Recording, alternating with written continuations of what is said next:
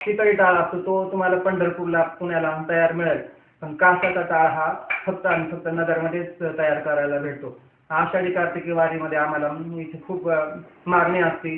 पंढरपूर, नाशिक, आळंदी, पुणे, मनमाड, धुळा, कोपरगाव अशा लांब लांबून, परभणी अशा लांब लांबून लोक इथं टाळ घेण्यासाठी नगरमध्ये येतात.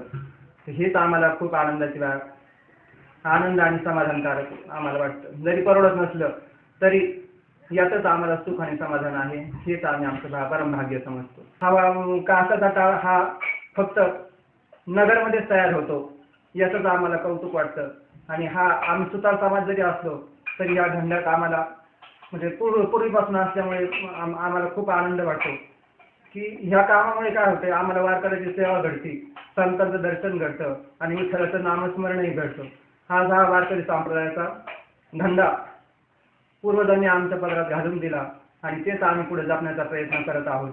पण असे आमची ही 5वी पिढी या टाळाच्या क्षेत्रात आहे. असं सांगायचं असं की या टाळाचा व्यवसाय हा म्हणजे खूप कष्टाचा आणि परिश्रमाचा आहे. यात खूप कष्ट असतात, त्यामुळे ह्या कामाकडे नवीन पिढी अजिबात दुर्लक्ष करतात. कुणी ह्या कामाकडे लक्षही देत नाही.